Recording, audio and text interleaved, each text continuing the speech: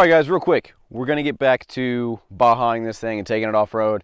But first, what I thought we'd do is do a brief overview of the Bronco Raptor, kind of the highlights. Now, I'm sure most of you guys already know all about the Bronco Raptor, but like I said, just do a quick run-through of what makes this thing extra special. So, first and foremost, obviously, when you look at it, it is much wider than a standard Bronco. You have a wider track, you've got wider fenders, a wider fender flares, you've got a completely different hood, a different grille, different bumper set. So in out back, you've got the tailgate hinge reinforcement. The performance stuff is completely different suspension. As you guys know, again, wider suspension, it's beefed up. You've got the Fox live valve shocks under there, completely different spring rates and all that good stuff. In the back, you've got an upgraded rear diff, as well as you guys can see that little Ford aftermarket diff cover there. And obviously the big news, 37s from the factory without having to do anything. They're just right on there. Under the hood, obviously, you got the 3-liter EcoBoost V6, which is the same EcoBoost, the same 3-liter that's found in the Explorer ST, as well as the upcoming Ranger Raptor. So it puts out about 418 horsepower, 440 pound-feet of torque, 10-speed automatic, sway bar disconnect, lockers front and rear. This thing is a beast. So basically today what we're going to end up doing is taking it off-road, seeing how it compares to my standard Bronco, the 2-door Badlands that I've taken out here. See how it compares to my previous F-150 Raptor, which uses the same shock technology and all that stuff, and also compare it to the Wrangler 392 in terms of, you know, higher speed stuff. Let's go ahead and hop into the Bronco and let's get started.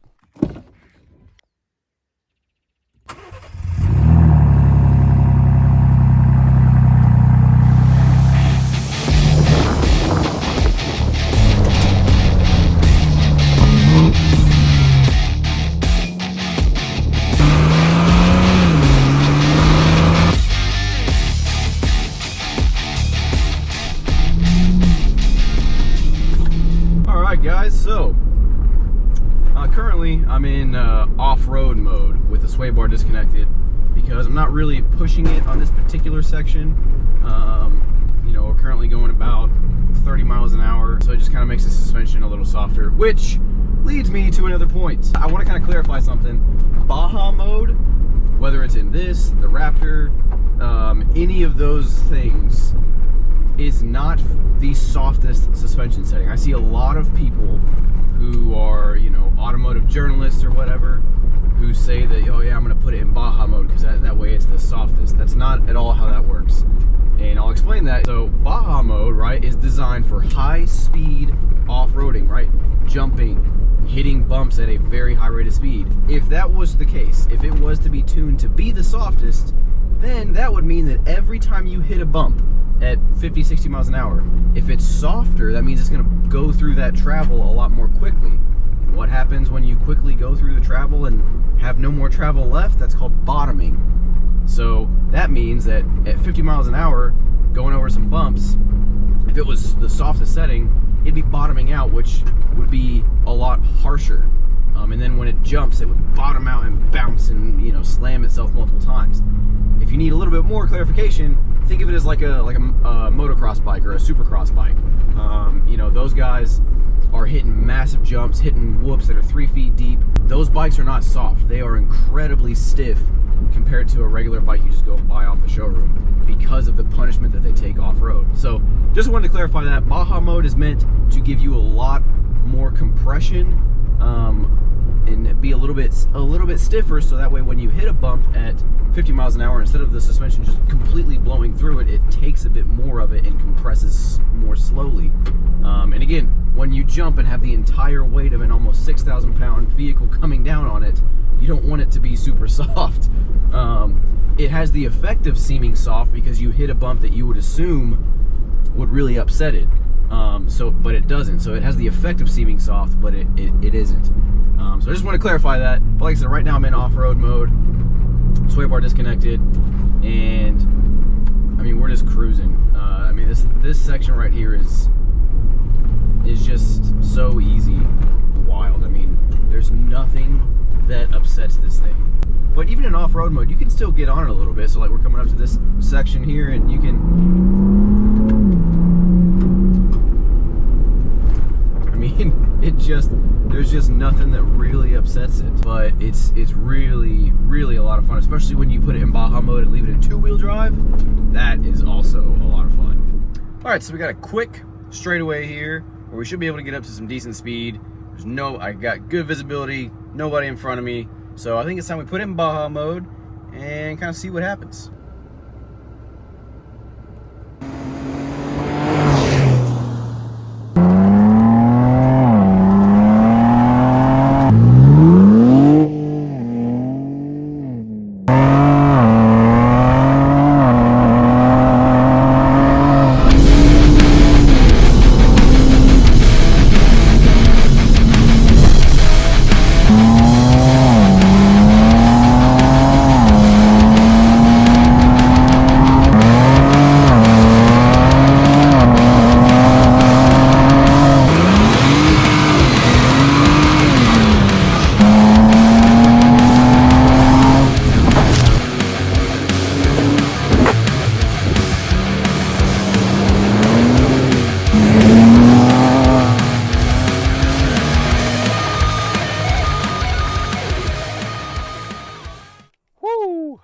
Guys, so thought I'd give you my kind of final impressions before we kind of head off the trail here. It's like super hot, it's like 100 degrees.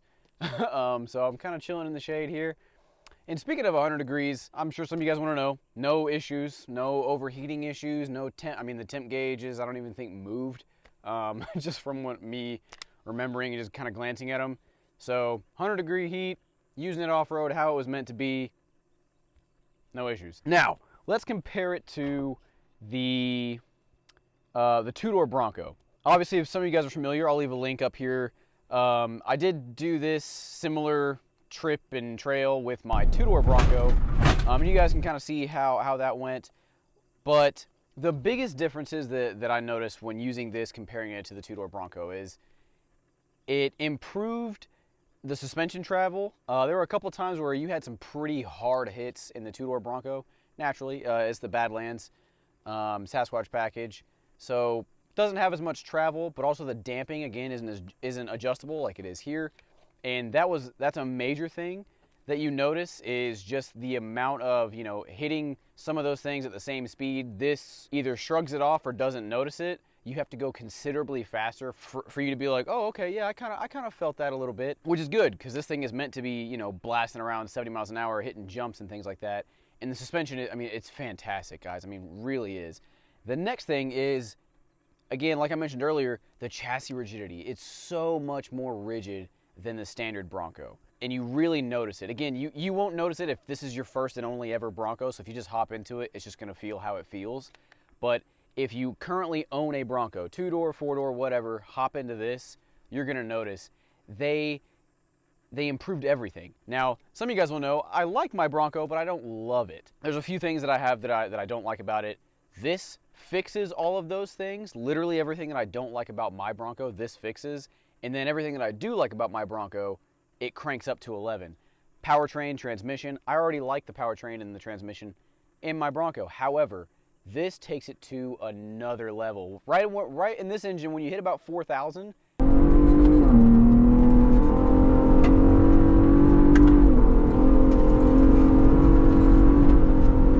it just starts screaming. You start moving in this thing, which is a lot of fun. That's where that extra 100 or so horsepower, you can start to notice it at about 4,000 RPM. Also, the transmission, again, having the paddles, it doesn't mind you shifting whenever. Put it in manual mode, shift whenever, however you like. Yes. It's cool with it. Now, it will automatically downshift for you. Like, let's say if you're in third and you start to slow down and you don't downshift, it will downshift for you.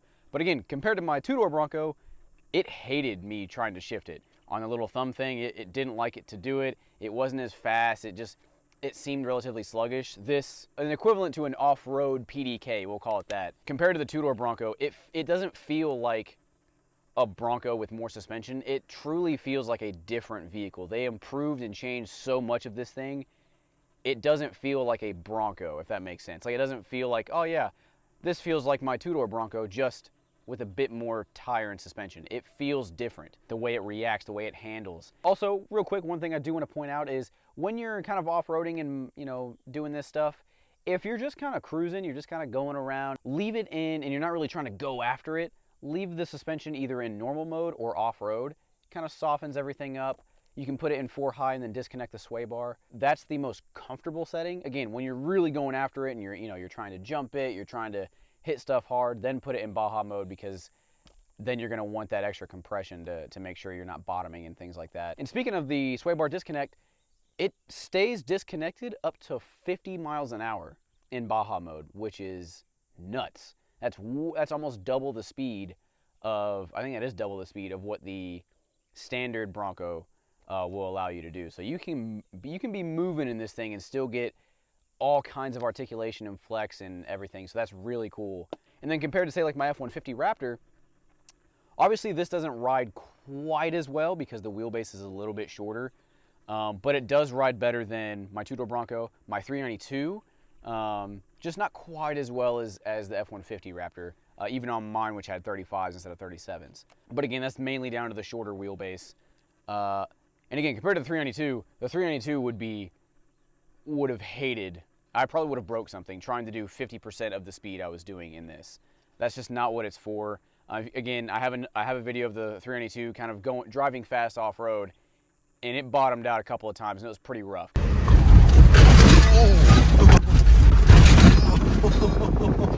Because it's very soft. So initially you're like, oh, it feels good. As soon as you hit something a little too hard, you notice it. That's not really what it's made for. So, but overall, guys, this thing has been, the word that I'm going to keep using with this thing is epic. It is really awesome. I mean, I expected it to be better than my two-door Bronco. I didn't expect it to be this much better. Like, it is truly a fantastic off-roader. Again, it kind of combines everything that you could want or need in an off-road car, right? Like, for example, the F-150 Raptor is great at high speed, Bajaing, whatever, but it's not really a rock crawler. And then the Bronco, pretty good at being a rock crawler, not quite as good as a Wrangler. It doesn't have as much flex. Again, I have videos showing that. Whereas this combines all of it. It has way more flex than my two-door Bronco and more flex than a four-door Bronco. And then you still get the Baja capability of a regular Raptor, but then you can also do a bit more hardcore rock crawling with it. Again, I think this thing is fantastic. Just to kind of sum it up for you guys here, I wouldn't care about buying a four-door Bronco. I have no interest in it. I think it looks kind of funky. I think the two-door is better. This, though, I would 100% buy this.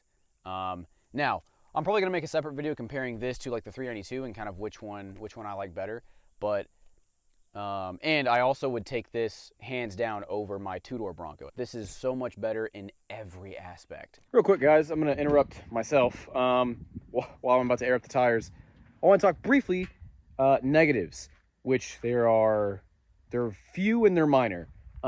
Sounds better than the Bronco, the Santa Bronco, but it doesn't sound as fruity and as nice as the 3.5 out of the F-150 Raptor.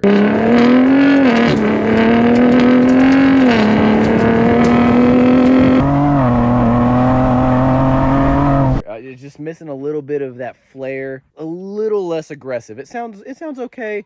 That'd be one negative. I wish it'd be a little bit more kind of oomph to it. Second is obviously, like, visibility is about the same as the Bronco. The hood, obviously being kind of flat and large, it's a little difficult to see out of. Not that that matters in necessarily the wide open stuff, but again, there's one.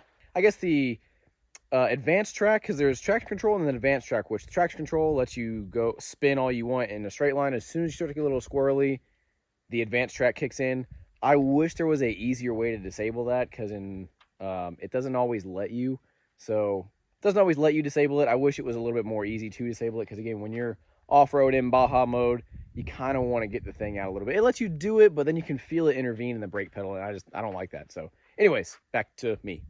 But anyways, guys, that's kind of my off-road review, off-road trip in the Bronco Raptor. I hope you guys enjoyed the video. If you did, make sure to give it a like and subscribe. I'm going to finish my sandwich, and then I'm going to get out of here, and I'll see you guys in the next video. Take care.